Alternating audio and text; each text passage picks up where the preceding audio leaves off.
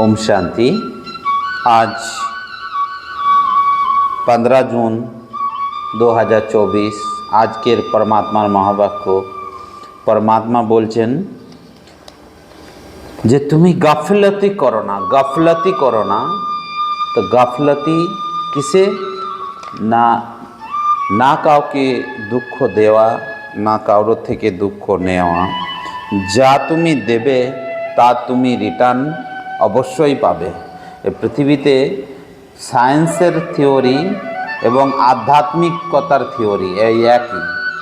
সায়েন্সও বলছে তুমি এই পৃথিবীতে যা দেবে তাই তুমি রিটার্ন পাবে, আর পরমাত্মাও বলছে তুমি এই পৃথিবীতে যা দেবে তাই সমান ইন্টারেস্টের সাথে তুমি রিটার্ন পাবে। দুঃখ দিলে দুঃখ পাবে, সুখ দিলে সুখ পাবে। 2 নম্বর, আমরা সবাই সত্যযুগে একদিন পবিত্র ছিলাম, কিন্তু সত্যযুগে যে দেবী দেবতা, সেই দেবী দেবতারা সমস্ত আজ এই পৃথিবীতেই আজকে সবাই তমগুণী হয়ে পাট বাজাচ্ছে, সব অভিনয় করছে, কিন্তু একদিন তারাই দেবদেবী ছিল। আজকে তারা ভুলে গেছে সব। আমরা ভুলে গেছি যে আমরাই একদিন সত্যযুগে দেবদেবী ছিলাম, কিন্তু আজ আমরাই আজকে অপবিত্র আত্মা হয়ে আজ পাট বাজাচ্ছি। আমরাই আজ মন্দিরে মসজিদে পুজো করে বেড়াচ্ছি। আমরা আমাদের নিজেদের স্বরূপ ভুলে গেছি। কারণ আমাদের আত্মার মধ্যে আর পবিত্রতা নেই।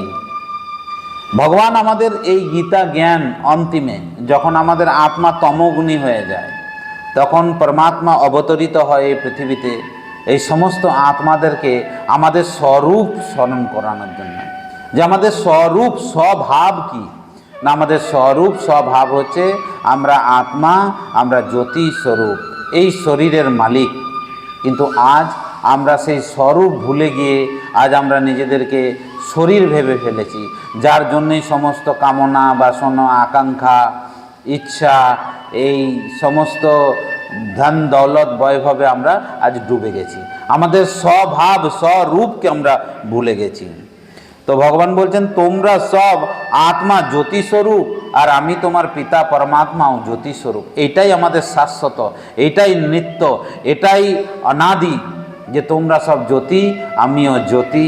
এবং তোমরা জ্যোতি রূপে যখন আমাকে পরমাত্মাকে স্মরণ করবে, তখন তোমার আত্মার মধ্যে যে মরচে পড়ে গেছে, যে আত্মা কমজোরি হয়ে গেছে, সেই আত্মা আবার শক্তিশালী হতে শুরু করবে, আর ধীরে ধীরে দৈবী গুণ তুমি ধারণ করতে পারবে।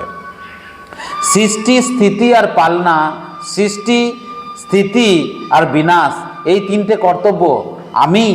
আমি নিরাকার পরমাত্মা জ্যোতি স্বরূপ।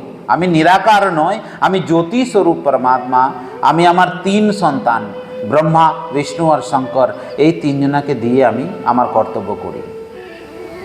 আমি অবতরিত হই ঘোর কলিযুগে ব্রহ্মার শরীরে, এবং সেই ব্রহ্মার শরীর দিয়ে আমি এই নতুন যুগের যে সৃষ্টির কাজ, এই আত্মাদেরকে, অপবিত্র আত্মা এখন ক্ষমতা নেই, সমস্ত আত্মা আজ দুঃখী, ত্রাহি ত্রাহি, সবাই আজ দুঃখী, সবাই আজ কষ্টের মধ্যে আছে। তো এই সমস্ত আত্মাকে আবার সেই আত্মশক্তি ভরার জন্যে আমি এই ঘোর কলিযুগে আমি ব্রহ্মার শরীরে অবতরিত হই, এবং তোমাদেরকে গীতা জ্ঞান দিই যে তোমাদের সাচ্চা স্বরূপ কি, তোমাদের স্বভাব কি না। আমরা আত্মা শান্ত স্বরূপ, প্রেম স্বরূপ, পবিত্রতা স্বরূপ, সেটা আমরা ভুলে গেছি, আর যার জন্যই আজকে আমাদের এত কষ্ট। তো পরমাত্মা সেই আমাদেরকে জ্ঞান দেয়, এবং পবিত্রতা হচ্ছে সুখ শান্তির জননী। পরমাত্মা বলছেন পবিত্রতাই হচ্ছে সুখ শান্তির জননী। বিনা পবিত্রতায় কেউ সুখী থাকতে পারবে না। কারণ আমাদের মধ্যে যদি পবিত্রতা না থাকে, আমাদের মধ্যে বিকার, আমাদের মধ্যে এই কামনা, বাসনা, ধন দৌলত, বৈভব, সংসার, এই সমস্ত কিছুই আমাদেরকে আজকে দুঃখী করেছে। দুঃখী আমাদেরকে কেউ করেনি, দুঃখী আমি স্বয়ং নিজে। যখন আমার ইচ্ছা, আকাঙ্ক্ষা, যখন বাসনা আমার যখন পূর্ণ হয়নি, তখনই আমি দুঃখী হয়েছি। তো দেখবেন ভগবান বলছে, দেখবেন আশ্রমে, মন্দিরে গেলে, একান্তে থাকলে দেখবেন আপনার শান্ত অনুভব হয়। কারণ শান্ত হচ্ছে আপনার স্বভাব। যেমন নদীর ধারে, পুকুরের ধারে গিয়ে দাঁড়ালে যেরকম কলকল জলের যে শীতলতা, সেটা যে আপনি অনুভব করতে পারবেন। জল ছুলে স্পর্শ করলে তার শীতলতা আপনি অনুভব করতে পারবেন। আগুনের সামনে গিয়ে দাঁড়ালে তার উষ্ণ ভাব, গরম ভাব আপনি অনুভব করতে পারবেন।